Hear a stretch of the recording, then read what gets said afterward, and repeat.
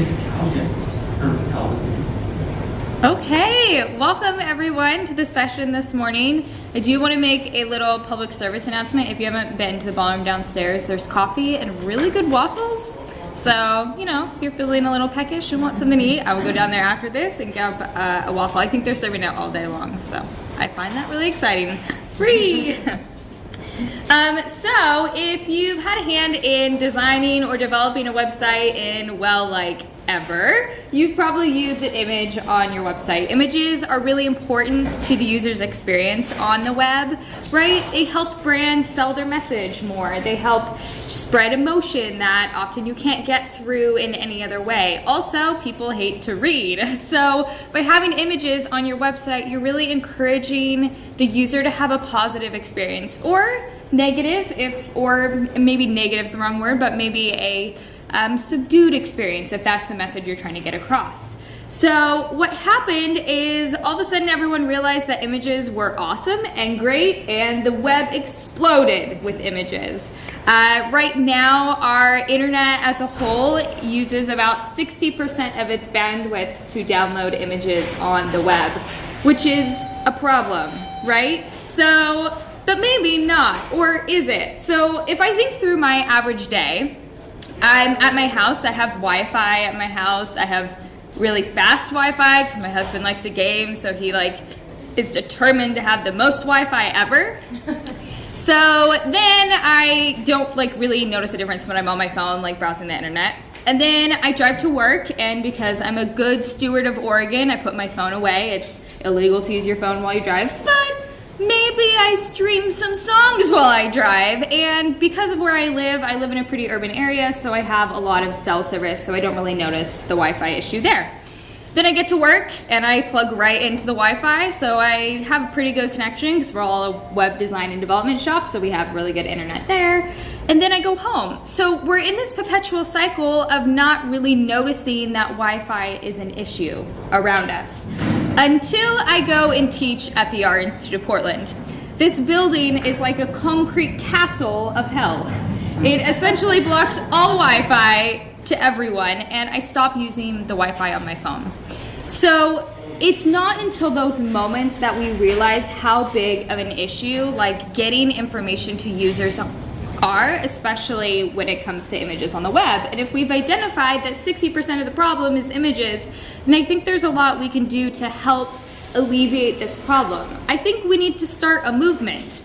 Okay, maybe a little dramatic, but I do think that as designers and developers and stewardess of the web, that we should really be making an effort towards making sure we're saving images in the right format, the right size, and really helping the user along their journey. And especially when we consider the US has the highest desktop usage of devices in general, but as soon as you go outside the US, mobile is really where most people are getting their internet. So when we have websites with really large images, we're really limiting their experience and perhaps getting them to click off of our site, which of course is not what our clients want us to do. So today we're going to reset the playing field, really go back and look at what should we be doing with our images. And I have a confession.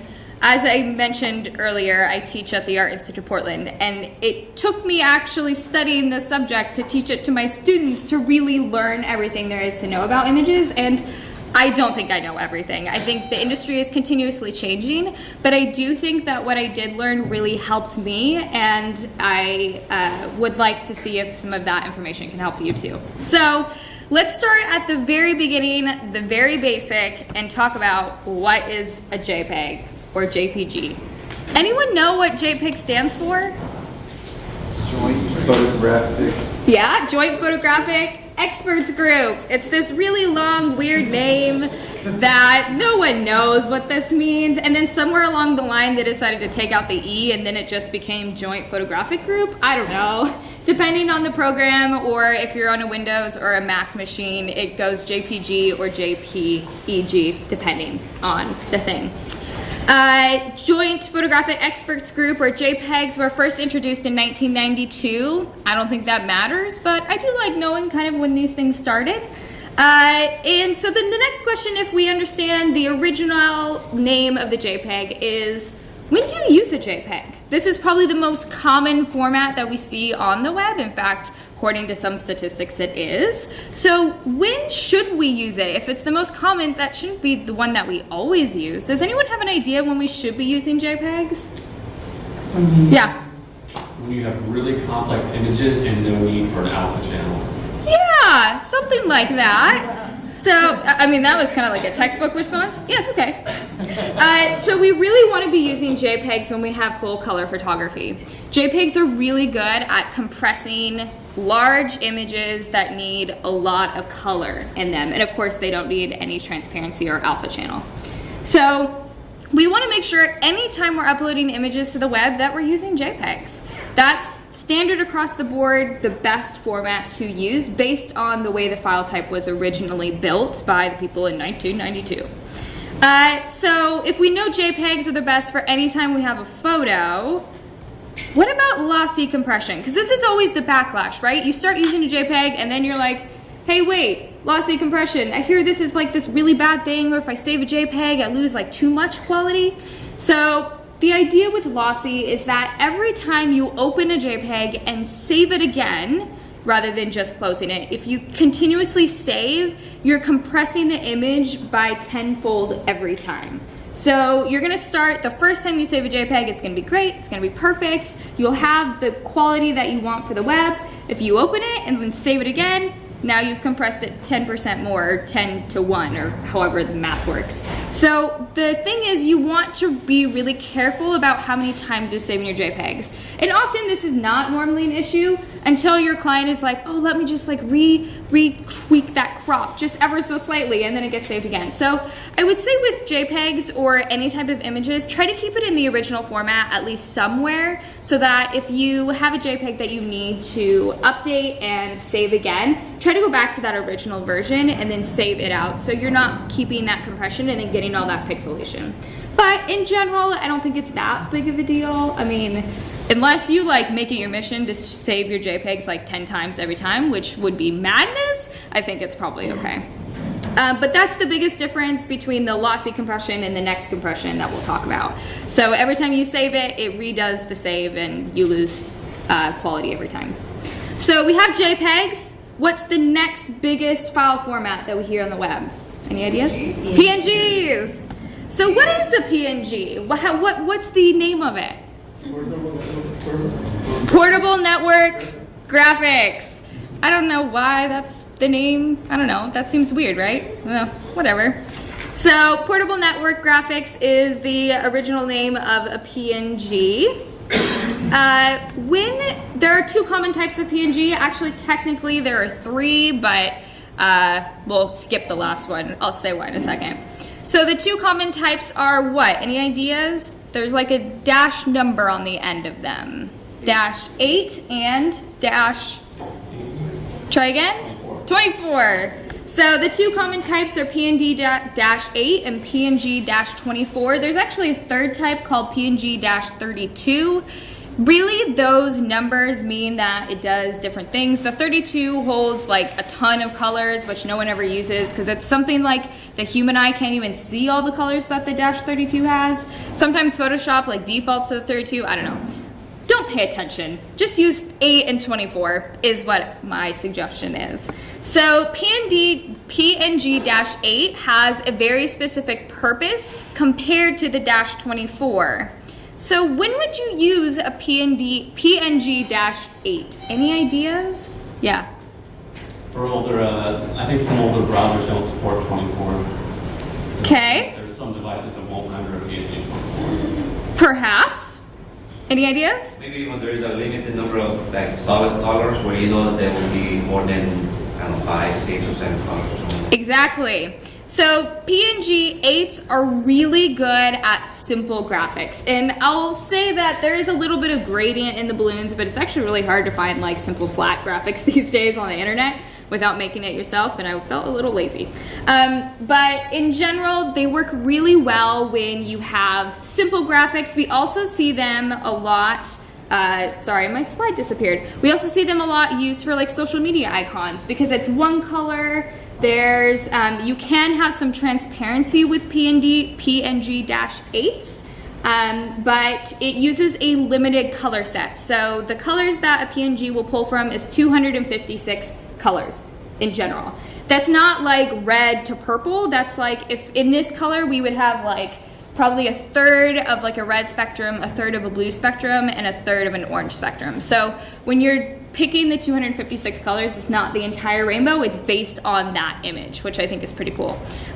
You can have some transparency, but in general, you really want to use a PNG-24 when you have a lot of colors and transparency. So this is kind of that realm that we get in when we think about JPEGs and you need just a little bit of transparency in your JPEG. You're going to want to turn to a PNG-24. It holds all of the colors of the rainbow. You're not limited to a selective like 256 colors, and you can of course use that alpha background to do something snazzy behind it if you want.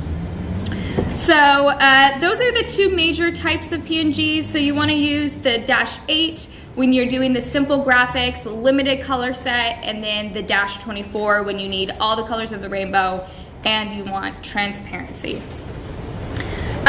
Of course, if we've talked about lossy compression for JPEGs, lossless compression comes in when we talk about PNGs.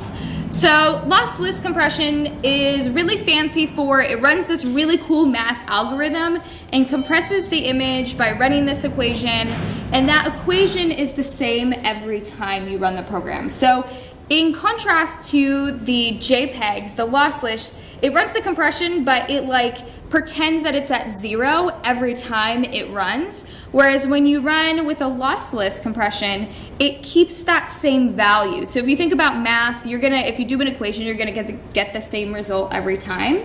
So you can open a PNG and save it and not ever lose the quality because it's not pretending that it's starting at 100%. It'll start at whatever the compression ran at.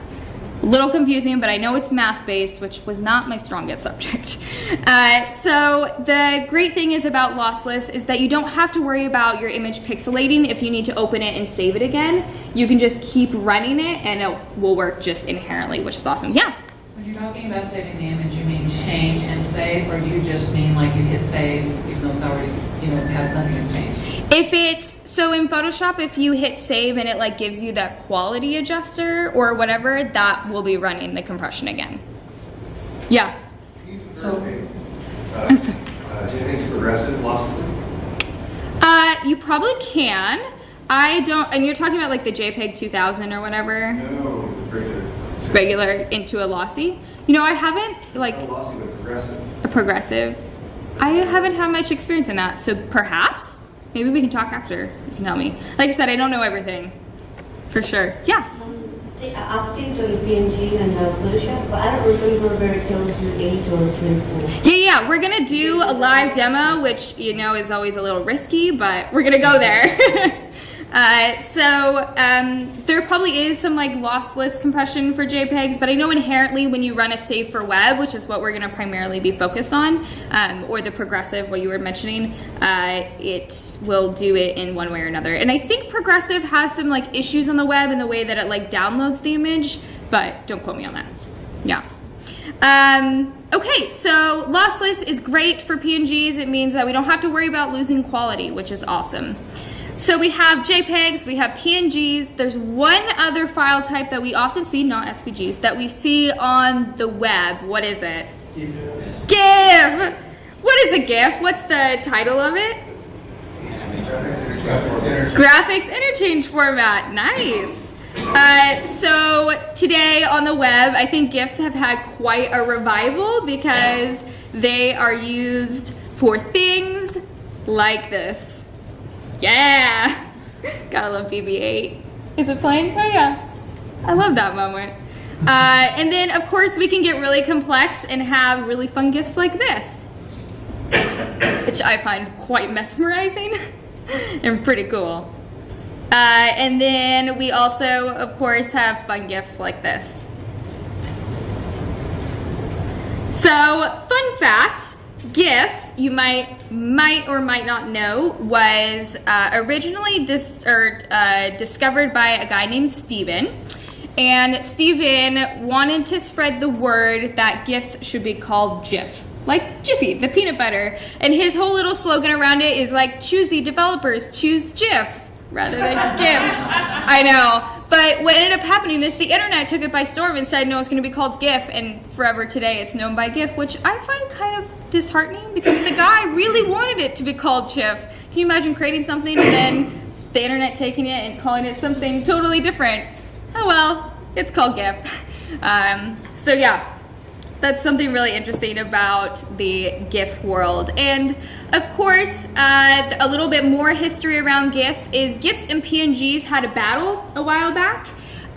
GIFs were the original file format by CompuServe, and they had a patent or a trademark or something, closed source, something like that, on the GIF, so no one could use it and benefit from it and like develop upon it. So the guys that made the PNG file type was like, hey, we need something that's similar, but we can't use the GIF, so they actually created PNGs, and in doing so created a PNG that compresses a lot better than GIFs do. So nowadays, we only really ever use GIFs when we need animation. It can be used in the same format that a PNG is, in the same sense that they both have a limited color set, they both do similar things. Of course, PNGs don't have animation. But in general, they were trying to be competitors, and then PNG won because it does math a lot better than GIFs do. Yeah. GIFs also have transparency. They do. You can't do in JPEG, so. PNGs, you can. You Yeah, can in PNGs, but not in JPEG. that's true. Yeah, PNGs and GIFs were battling. So if you just need, some letters or something simple. Yeah. But in general, I would recommend only ever using GIFs for animation. They hold the different frames. Yeah. I also suggest using GIFs in cases where you have really low amounts of colors. So if you only have 1-2 colors, maybe no need for matting or something, you can get your file size way lower than you can with PNG. Yeah, can't you do selective colors in PNGs too, though? Possibly. Yeah.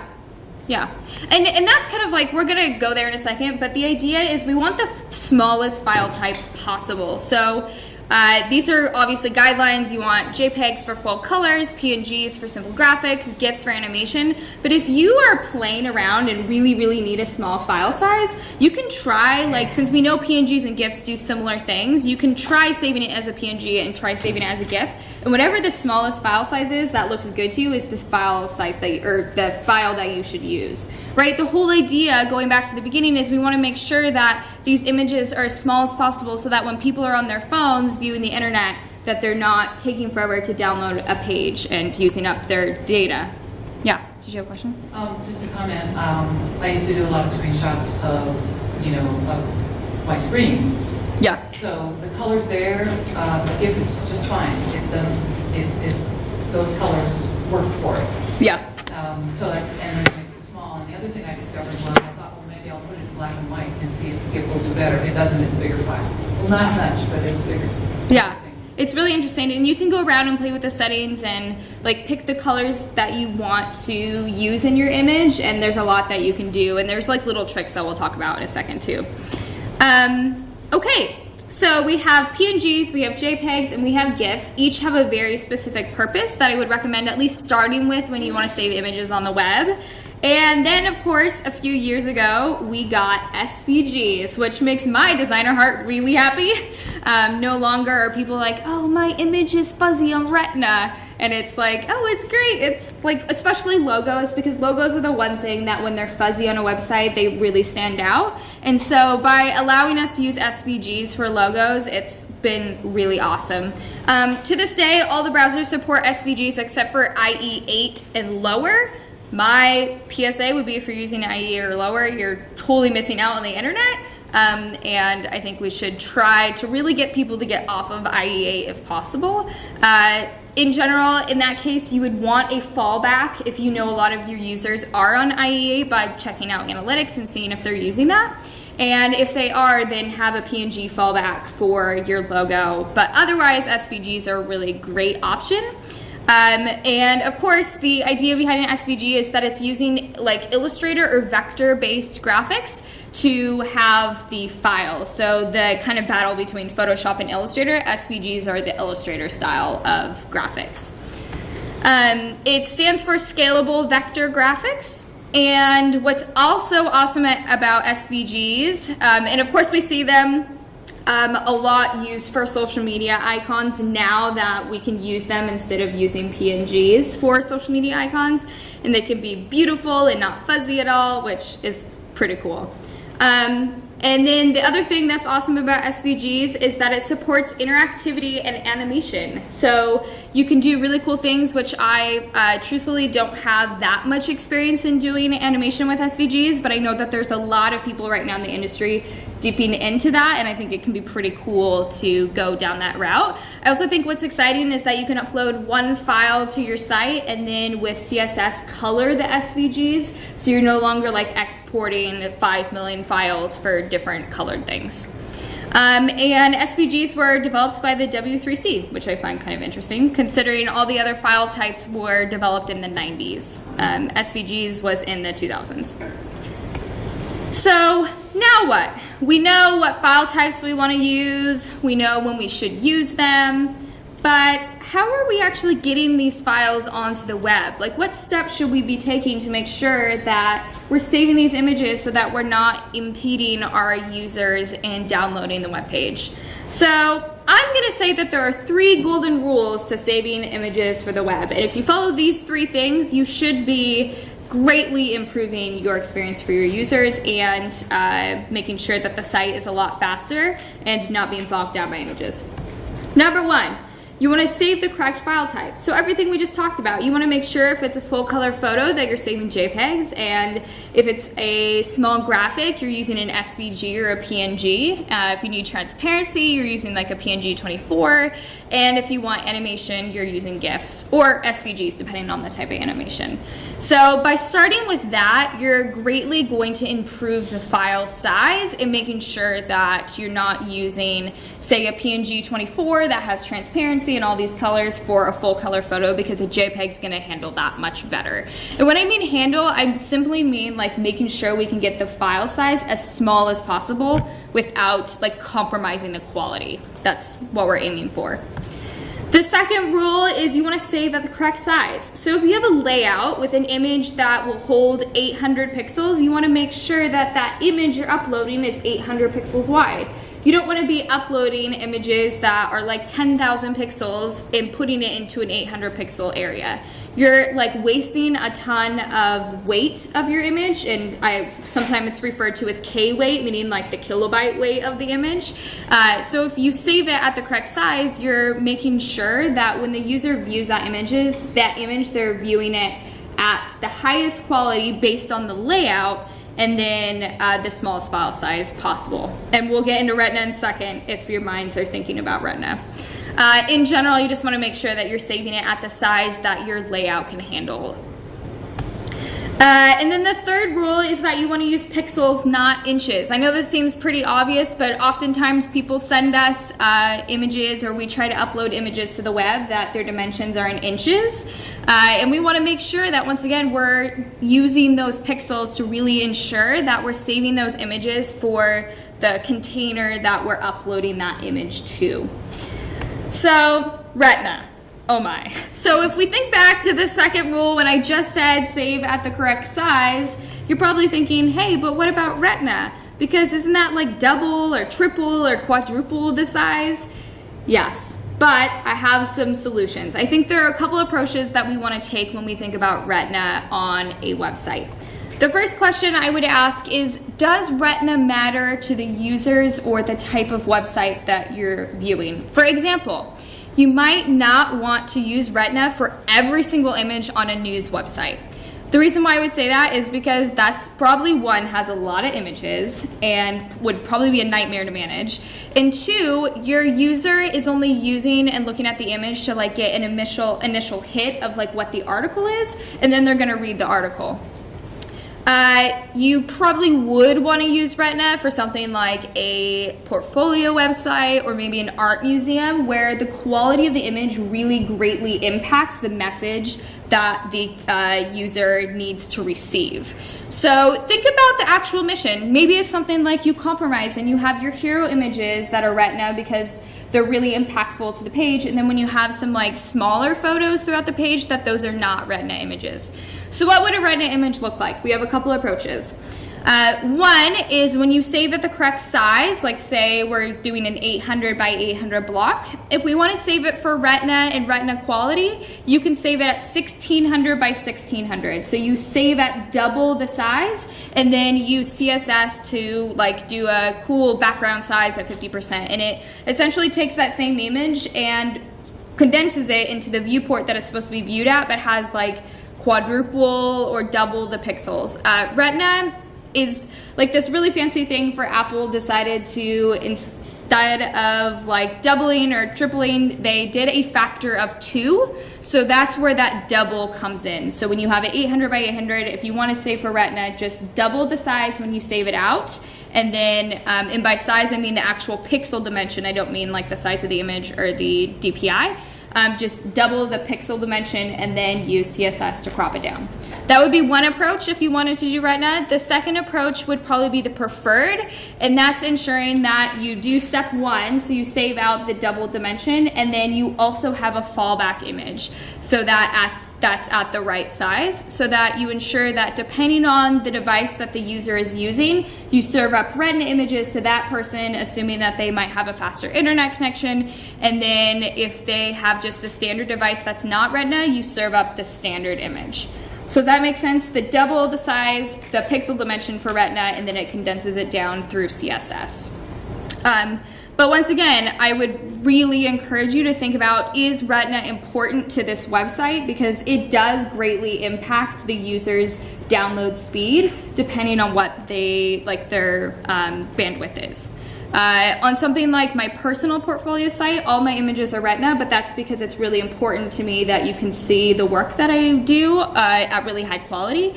But a lot of our clients' websites have non-Retina images because we care about speed over quality. And you can save your JPEGs out so that they still have a lot of quality. And if you pick and choose where your Retina images are, like logos, I think were a great thing when SVGs came around because no longer did it like have that fuzzy look. Otherwise, having Retina logos is something that I would recommend, especially to users that have Retina devices.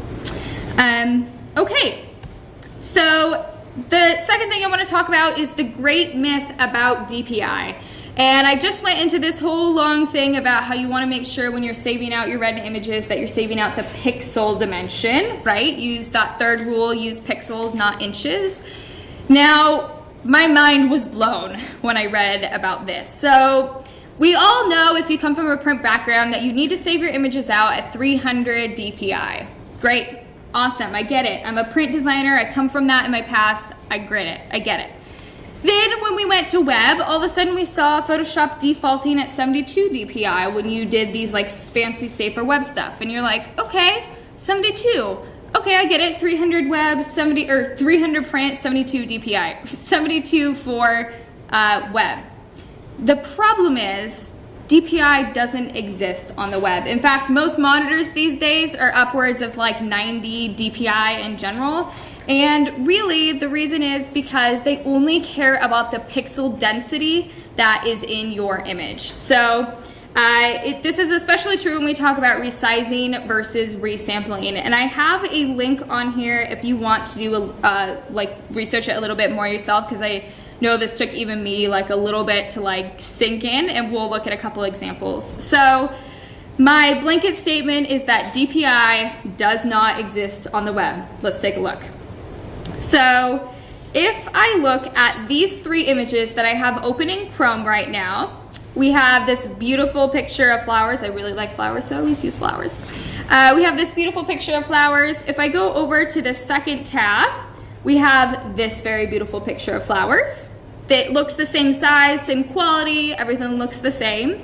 If I go over to this picture of flowers, same size, same quality, everything looks great. And if I go over to this picture of flowers, same size, same quality, you get the idea. Now, all 4 of these images are saved out with different DPIs in Photoshop. This image right here you're looking at has 5,000 DPI in it. And this image over here has 36 DPI in it. How is this happening? I don't understand the madness. Let's take a look. So if I go over to Photoshop here, and it's going to be a little hard to see, I apologize, I'll walk you through it. Right here is the 72 DPI image, which is the standard image that we all think that our DPI needs to be at. If I go up to image size, we can see that at 72 DPI or resolution, or PPI if you want to be really specific, our width of our image is 72 pixels, or sorry, inches. I could always change it to, or I can't change it to pixels, inches. This is where that use pixels, not inches comes in.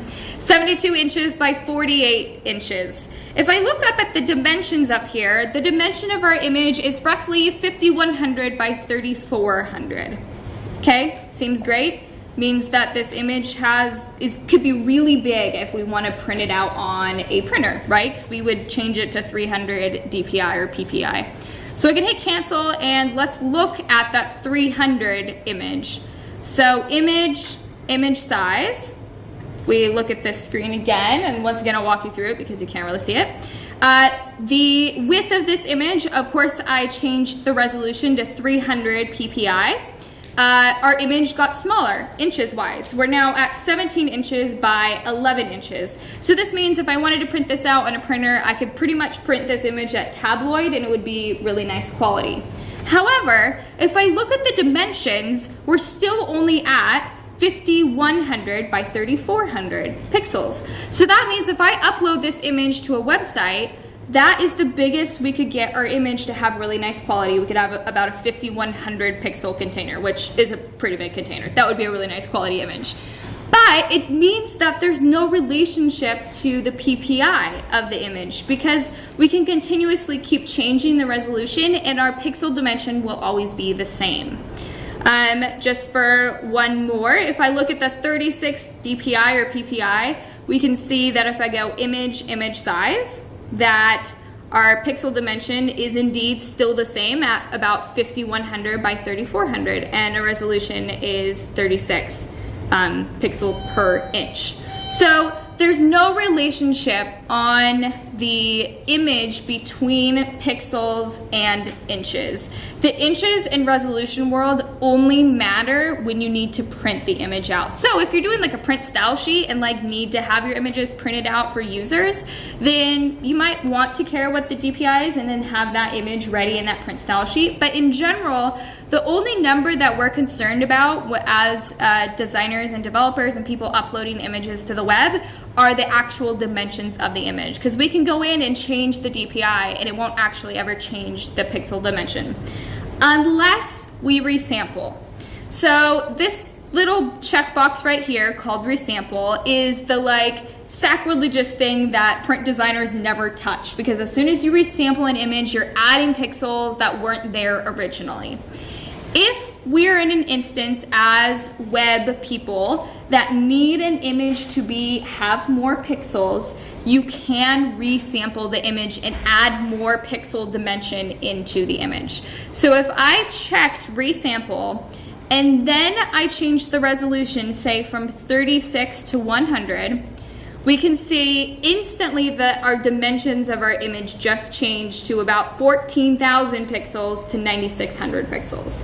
So that's the only way that we care about the like dimensions of our images, is if you need to resample it and add more, like if you got a really small picture. Now the quality might not be great because the computer's guessing at what pixels to add to the image, but you want to be sure that you're really cautious that the dimensions or the pixel dimension of the image is not related to the inches. So sometimes it can go the opposite route where someone will send you an image, or oftentimes I've been sent an image where the actual image dimension, like the inches, was like 12 inches by 8 inches, but as soon as you looked at the pixel dimension, it was like a weird 200 by 100. Now that's probably an exaggeration, but I would have to go back and say, I can't use this image. The pixel dimension isn't big enough to like put into the container of the website. So now we're starting to add those three rules together, making sure that we're using the pixel dimension, not the inches, and then also ensuring that we're saving these images at the correct size that our layout is going to hold.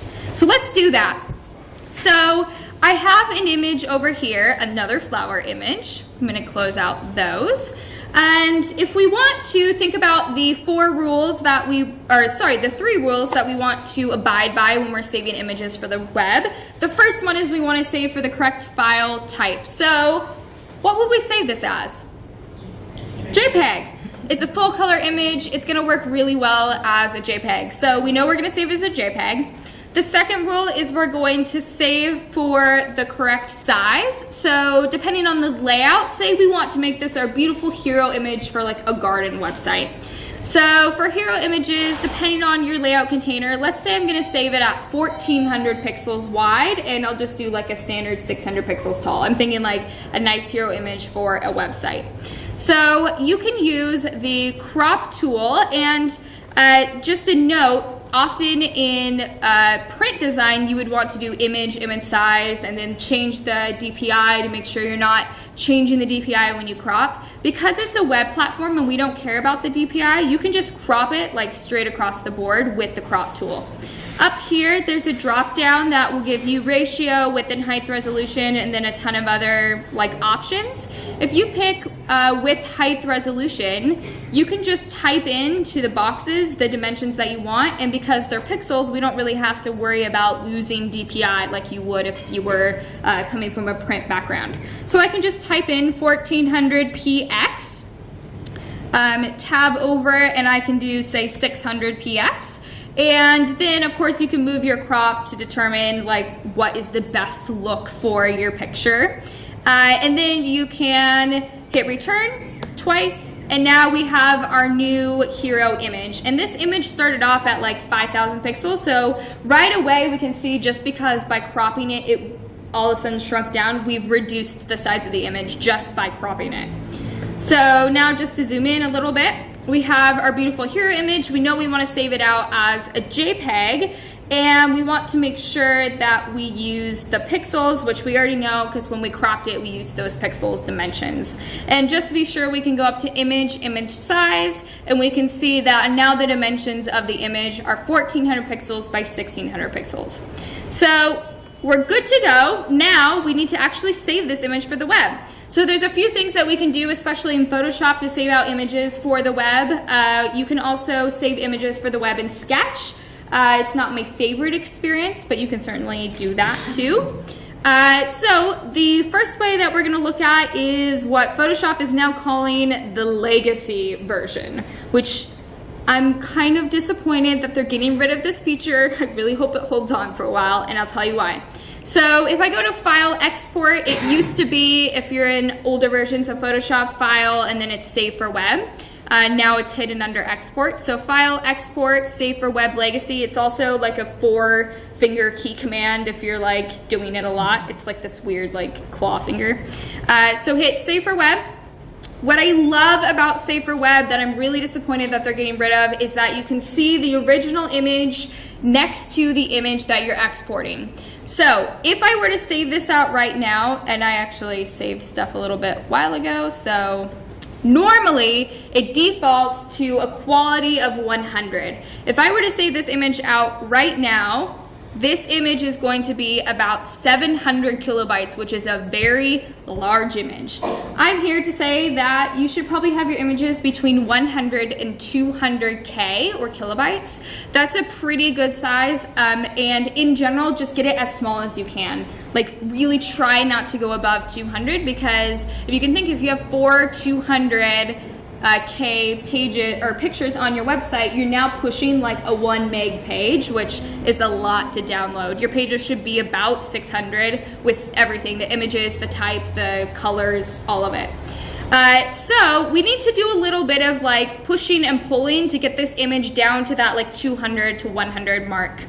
So the first thing that I would do is start messing with the quality slider over here on the left. So I would start by essentially starting to eyeball the K weight down here. I start by getting it to like a weight that I'm comfortable with. So even just dropping it to 64 quality, I can see that the K weight of this image is now about 200, which is something I'm a little bit more comfortable with putting up on a website. Now what's great about seeing the original and the JPEG side by side is I can actually zoom in, and it's gonna be really hard to see up there, but you can start seeing how much pixelation was in the original image versus the image that I'm going to save out. So in this image that I've already compressed from 2 megabytes down to 200K, optically the pixelation looks pretty much the same. So that tells me I can keep dropping that quality until optically the pixelation in the image is like too much to handle. So I can take this quality down even a little bit more. We can see a little bit of pixelation coming in right here, which I'm still okay with because it seems like it's not too big of an issue. I can drop it even a little more beyond that. And then I might zoom out and look at what the image looks like all together. And I know it's gonna be horrible up there, but on my screen, it looks like pretty much the same image. And I went from 200 megabytes all the way down to now 100K. This image is going to be really awesome on a web and load pretty fast and snappy. So at this point, I would go ahead and save the image and give it a new name, so flower, small perhaps, and save it out. So that is my personal favorite way of still saving images for the web. The new way that Photoshop wants you to do it is File, Export, and then Export As. And this is going to give you a similar dialog box to that previous one.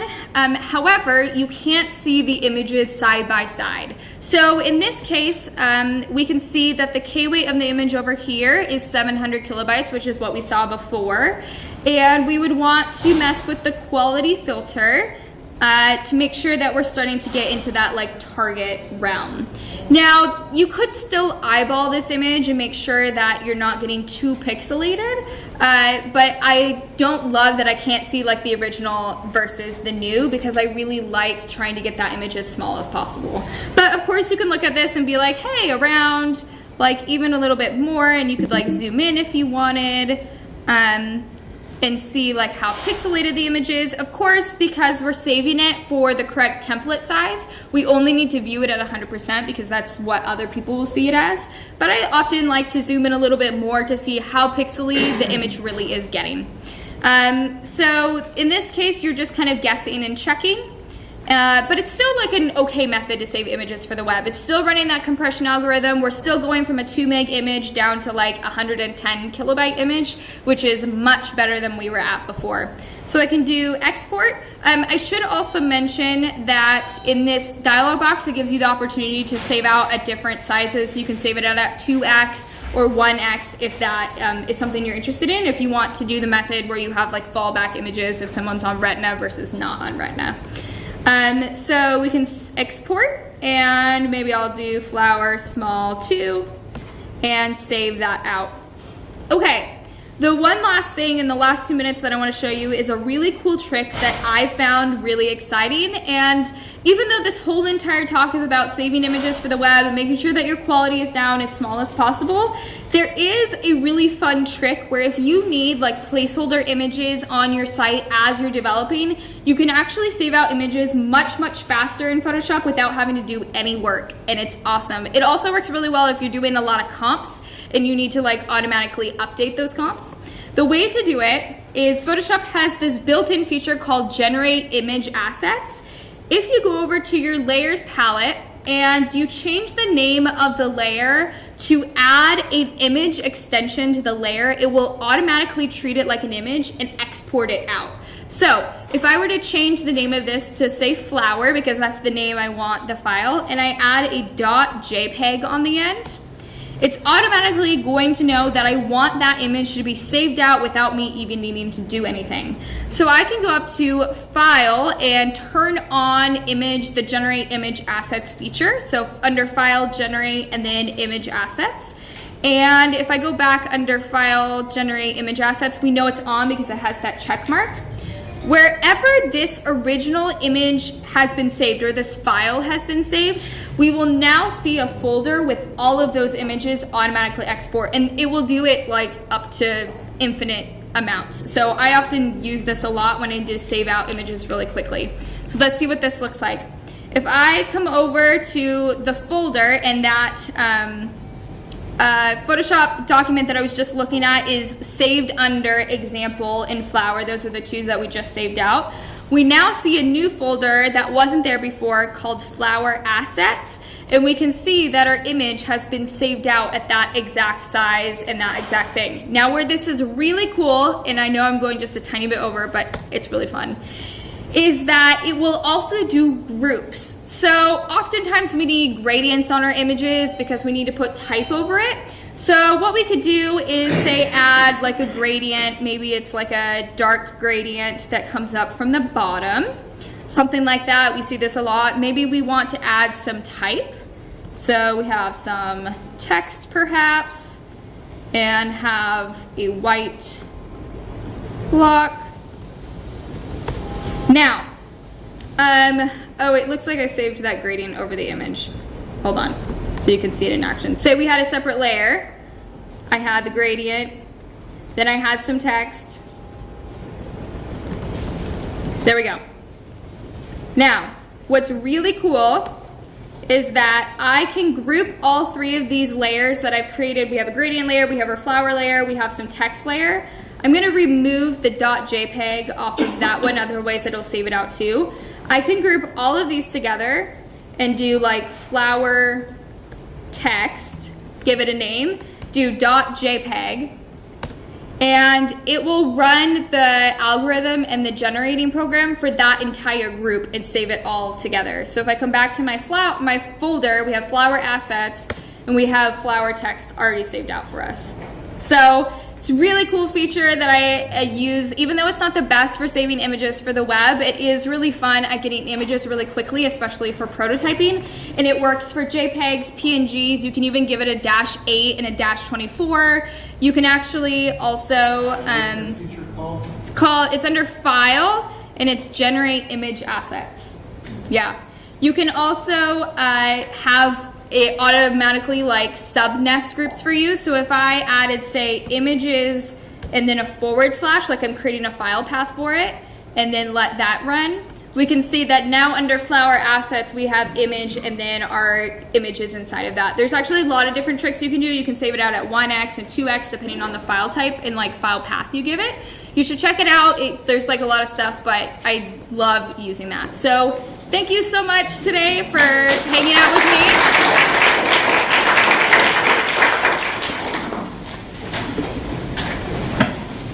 Thank you. Of course.